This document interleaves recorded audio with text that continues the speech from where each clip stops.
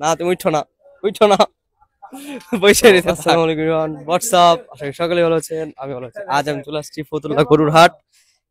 তো এটা ওই ফতুল্লা খেলার মাঠ বলে, যাই বলেন না কেন, দেখতে পারতেছেন গরু দুনো পাশে গরু, ভালোই বড় হাট মনে হইতেছে। এইমাত্র এন্ট্রি নিছি, তো চলেন সামনে যাই, দেখি এখানকার গরু কেমন।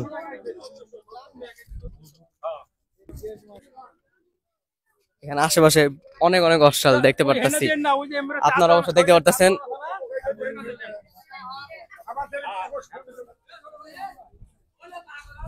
এটা লো মামা চিল মোডে শুয়ে রয়েছে, বুঝতে পারতেছেন বিষয়টা এভরিওয়ান। দেখেন চিল মোডে শুয়ে রয়েছে। হোয়াটসঅ্যাপ ব্রো, না তুমি উঠো না, উঠো না, বসে রয়েছে, থাক সামনে যাই।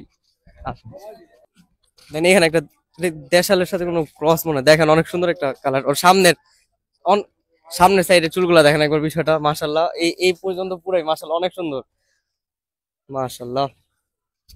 আমরা সামনে যাই, আরো দেখি কি অবস্থা হাটের।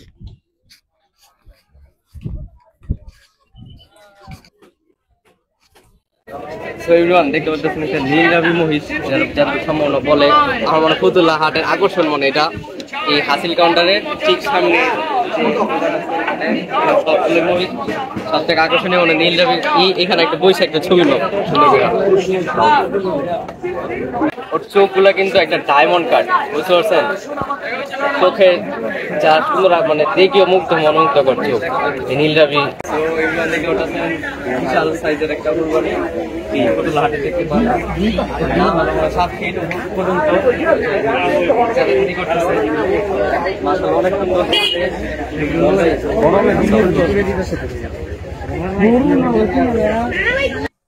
সেভিয়ান দেখলেন ফতুল্লা হাটের বর্তমান অবস্থা, মানে অবস্থা বলতে গেলে ভালোই অবস্থা আছে। এখন আপনারা বলতে পারেন যে দাম টাম জিজ্ঞেস করিনি কেন, যে টাইমটাতে আসছি ব্যাপারীরা সবাই খাবারে ব্যস্ত, তারা কেউ সময় দিতে পারতেছে না, এই কারণে মূলত দাম টাম বলতে পারলাম না বিষয়টা।